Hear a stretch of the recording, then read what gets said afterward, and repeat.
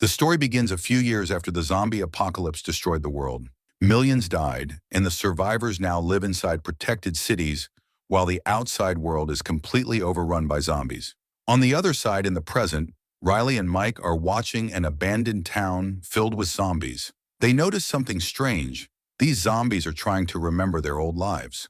One zombie pretends to play an instrument, and Big Daddy acts like he's filling gas in a car that doesn't even exist. This makes Riley wonder if the zombies are actually becoming smarter, and the thought scares him. Suddenly, Big Daddy growls loudly after sensing the smell of humans, so Riley and Mike quickly escape. Meanwhile, Cholo and his team arrive at a dump yard to throw away some boxes. When they see a zombie crawling on the ground, they immediately shoot it. One of the last boxes is dripping blood, and they toss it aside. A moment later, Riley and Mike get scared after seeing a man with a strange-looking face, but Riley stops Mike from shooting him. It turns out to be their friend Charlie. Fireworks suddenly burst in the sky, and all three return to their armored truck. Dead Reckoning, a heavy, steel-plated vehicle designed by Riley himself. Cholo and his team also arrive, and we learn that they use this machine to collect supplies from zombie-infested areas. Riley warns Cholo that the zombies are starting to think and communicate, but Cholo laughs it off. Then Riley receives a call from Pretty Boy, who reports that the firework launcher is jammed. Riley orders his entire team to return. Dead Reckoning moves forward, clearing zombies with guns and explosives. Riley notices that Cholo hasn't returned, so he calls again. Cholo replies that he has one more thing to do. Later, Cholo, Mike, and Foxy enter a shop to steal liquor. A zombie jumps out of a fridge and attacks Cholo, but Cholo kills it with a spear gun. When he drops a pack of cigarettes, he tells Mike to pick it up while he and Foxy leave with the alcohol. As Mike bends down, another hidden zombie bites his hand. Panicked, he runs outside where Riley quickly shoots the zombie. Riley tries to help him, but Cholo says they must kill Mike before he turns. Before anyone can stop him, Mike shoots himself. Everyone is shaken, and Riley orders the team to return to the city. As they drive back, Big Daddy grabs a fallen gun and roars angrily, leading a group of zombies behind the vehicles. Riley's team finally reaches the human city. Rich people live in a luxury tower called Fiddler's Green, while the poor survive in dirty slums outside. Electric fences surround the entire city, burning any zombie that touches them. There is only one bridge to enter. After unloading the supplies, Riley blames Cholo for Mike's death. Cholo argues that Mike knew the risks and came by choice. We also learn that Cholo wants to retire in Fiddler's Green and makes money by smuggling alcohol. The next morning, Riley and Charlie visit the slum area to meet Mulligan, a man trying to start a rebellion against the rich. Riley isn't interested in politics. He just gives medicine for Mulligan's sick son and leaves. Riley then goes to the garage to check his new car, but discovers it has been stolen. To find answers, he and Charlie go to an underground party where people use zombies for entertainment. Some zombies are chained for photos, while others are forced to fight so people can gamble. Riley angrily asks Chihuahua about his stolen car. Chihuahua swears he knows nothing and promises to find it. Meanwhile, inside the fighting cage, a woman named Slack is thrown in with live zombies. She desperately tries to escape while the crowd cheers. Shocked, Riley shoots both zombies and saves her, causing chaos everywhere. In the panic, Chihuahua tries to shoot Charlie, but accidentally kills another man. Riley shoots Chihuahua, but he survives and fires back. Slack pushes Riley aside and takes the bullet in her arm. Chihuahua tries to run, but Charlie focuses and fires a perfect shot straight through his head. Just then, the police arrive and arrest everyone. Inside jail, Slack explains that she was thrown into the zombie cage on purpose. Kaufman, the city's leader, discovered she was helping Mulligan's movement. She also reveals that she once trained for the military, but after the apocalypse, she was forced into an ugly life she never wanted. Riley agrees that the system is corrupt, but he has no interest in rebellion. He only wants to leave the city and find a peaceful place far away from humans. Their conversation is interrupted when the police bring Mulligan into the cell. Meanwhile, outside the city, the zombies find their path blocked. Big Daddy orders the butcher zombie to cut a hole in a wooden barrier. While cutting, he sees human corpses hanging upside down, zombies used as targets for shooting practice. This fills Big Daddy with rage and a desire for revenge. Back in the city, Cholo arrives at Fiddler's Green to meet Kaufman, but Kaufman's assistant, Nip, attacks him. Nip says Kaufman isn't home, and strange noises are coming from a nearby apartment. Cholo breaks in and finds a man who hanged himself. As a precaution, Cholo destroys the dead man's brain with a statue, but the man's wife begs him to stop. Their son climbs up to cut the rope, but the dead man suddenly turns into a zombie, bites his son's neck, and then attacks his wife. Cholo kills the zombie and leaves the cleanup to a guard. Finally, Cholo meets Kaufman in his office and delivers the expensive items he brought from outside the city. Cholo says he wants to use his hard-earned money to live in Fiddler's Green, but Kaufman coldly replies, "People like you don't belong here." Cholo snaps. He says he has worked for Kaufman for 3 years and even killed Kaufman's political enemies, the ones whose bodies were in those boxes. Kaufman doesn't care. He calls security to kill Cholo. Realizing the betrayal, Cholo escapes, attacks the guard in the stairwell, knocks him out, and steals his gun. That evening, Cholo and his team begin their dangerous plan to steal Dead Reckoning. Near the base, 2 soldiers are practicing shooting at an inflatable dummy when they hear a strange noise behind them. They turn on the light and freeze.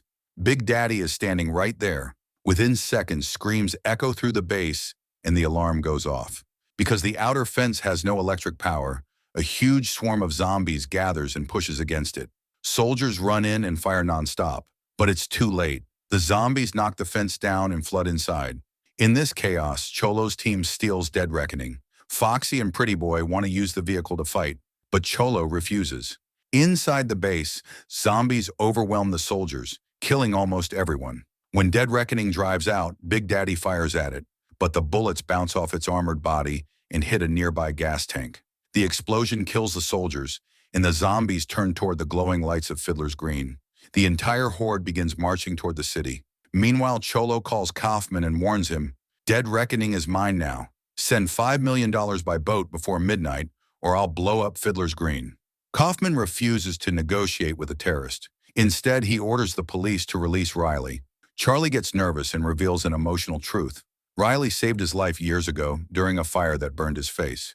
Police bring Riley to Kaufman. Kaufman wants him to bring Dead Reckoning back. Riley realizes Kaufman is the one who made his car disappear to keep him trapped in the city. So Riley sets conditions: new weapons, a powerful vehicle, and freedom for all his friends. Kaufman has no choice but to agree.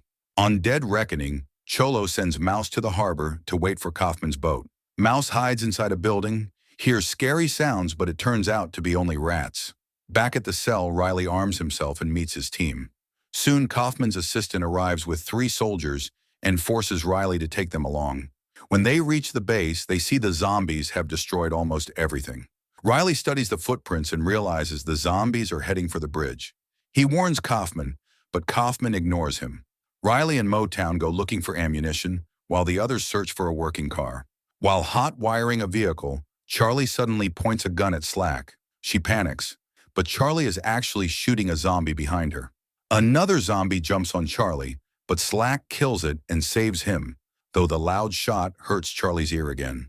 Inside another building, Riley and Motown find a zombie soldier eating his own team. Riley shoots him, but they discover many more zombies hiding inside.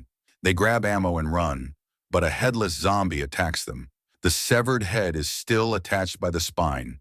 It bites Motown before Charlie blows its head apart and speeds away. On the road, Riley reveals he once had to shoot his own brother after he turned into a zombie. Slack refuses to take any chances and ends Motown's suffering. Later, Riley checks the tracking device he built into Dead Reckoning. Slack admits this is her first time outside the city walls. Suddenly, Riley tells her to stop the car.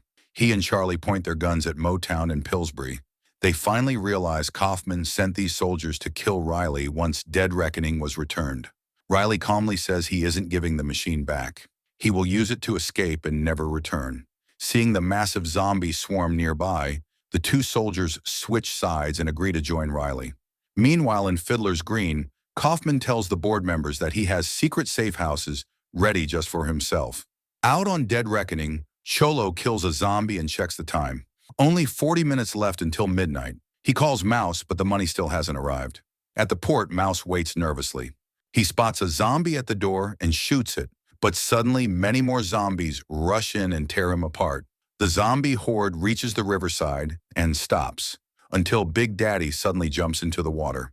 Because zombies don't need to breathe, the entire horde follows him and easily crosses the river. Slack drives off-road to take a shortcut so Riley's team can reach Dead Reckoning before Cholo. Everyone looks for a hiding spot.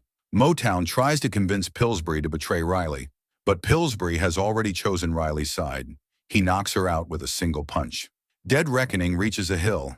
As Cholo prepares the missile, Riley and Charlie step out in front of him. Cholo lets them inside but points a gun at Riley. Riley warns that if he fires the missile, innocent people will die. But Cholo argues that Kaufman's corrupt rule has already killed far more people. Inside the city, the zombies finally break through the walls and flood inside. They attack everyone in sight, creating chaos everywhere. Big Daddy takes a fallen guard's gun and starts teaching other zombies how to use it. A soldier tries to throw a grenade, but the butcher zombie cuts off his hand. His own grenade explodes and kills him.